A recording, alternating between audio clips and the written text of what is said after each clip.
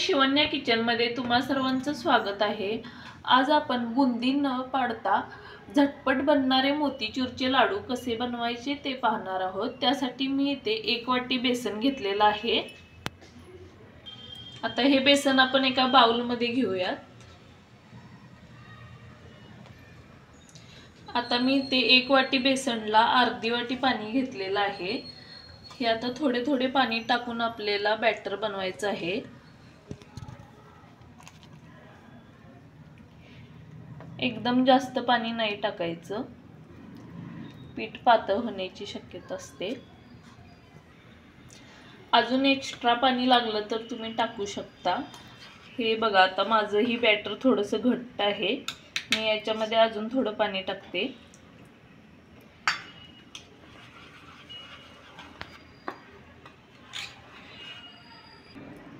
चवीपुरते मीठ टाकायचं आहे आणि थोडासा फूड कलर, ऑरेंज कलरचा। कलर ऑप्शनल आहे, तुम्ही टाकूही शकता, नसेल टाकायचा तर नका टाकू। तुम्ही पाहू शकता आपल्याला अशी पिठाची कन्सिस्टन्सी बनवून घ्यायची आहे। आता आपलं बॅटर तयार झालेलं आहे। मी गॅसवर कढईमध्ये तेल गरम करण्यासाठी ठेवलेलं आहे। तेल गरम झालं की आपल्याला हे पीठ भज्यांसारखं त्याच्यामध्ये सोडून द्यायचं आहे। आता आपलं तेल गरम झालेलं आहे। आता आपण याच्यामध्ये भजी सोडूया।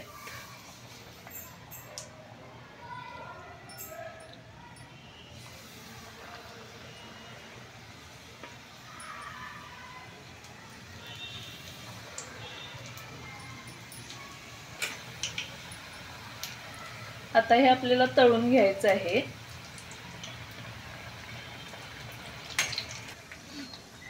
आता ही भजी तळलेली आहेत। आता मी ही एका डिश मध्ये काढून घेते।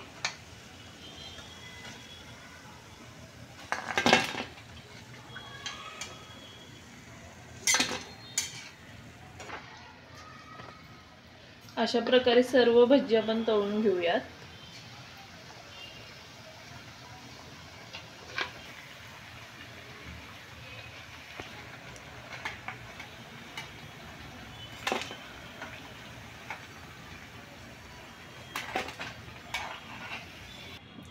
आता एक 5 मिनिटे हे आपण थंड करून घेणार आहोत। आता हे थंड झालेलं आहे। आता हे मी मिक्सरला बारीक करून घेणार आहे। बघा, हे असं आपल्याला रवाळ वाटून घ्यायचं आहे। आता हे मी बारीक वाटून घेतलेलं आहे। आता याच्यासाठी आपल्याला एक तारी पाक बनवायचा आहे। त्यासाठी मी गॅसवर जाड बुडाची कढई गरम करण्यासाठी ठेवलेली आहे। आता आपण याच्यामध्ये एक मी पाऊण वाटी साखर घेतलेली आहे, ती टाकूयात। आणि पाऊण वाटी साखरेसाठी 1/3 पाणी घ्यायचं आहे। 1/3 म्हणजे अर्ध्या वाटीपेक्षा थोडं कमी आणि पाव वाटीपेक्षा थोडं जास्त। आता आपण याचा पाक बनवून घेणार आहोत, एक तारी। आता साखर विरघळेपर्यंत आपल्याला हे असंच हलवत राहायचं आहे। एक पाव चमचा आपण फूड कलर टाकणार आहोत, ऑरेंज कलरचा। 1 चमचा वेलची पावडर। ते चांगलं ढवळून घेऊयात।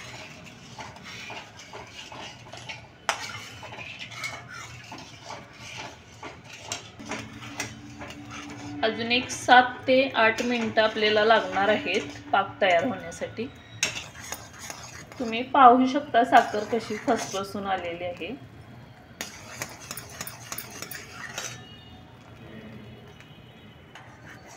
आता आपला पाक तयार झालेला आहे। मी एकदा चेक करून बघते। हे बघा, एक तार येत आहे आपल्या पाकाला। आता हे मिश्रण आपल्याला याच्यामध्ये टाकायचं आहे आणि परतून घ्यायचं आहे घट्ट येईपर्यंत.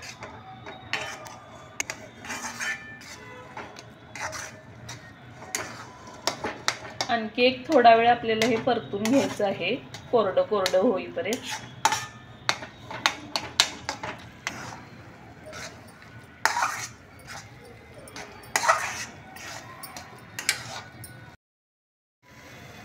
तुम्ही बघू शकता आपलं मिश्रण तयार झालेलं आहे, एकदम मोकळं मोकळं झालेलं आहे.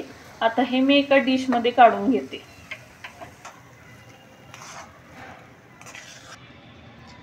आता हे मिश्रण एक 2-3 मिनिटं आपल्याला कोमट करून घ्यायचं आहे, जास्तही थंड करायचं नाही आहे.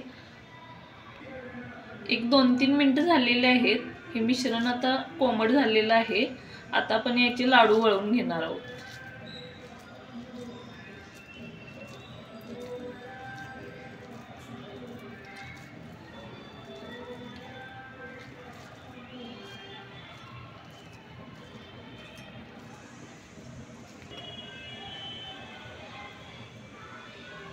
बघा, छान सुंदर लाडू बनवून तयार झालेला आहे. याच्यावर मी काजू लावलेला आहे. अशा प्रकारे आपण सर्व लाडू बनवून घेणार आहोत. आता आपले सगळे लाडू बनवून तयार झालेले आहेत.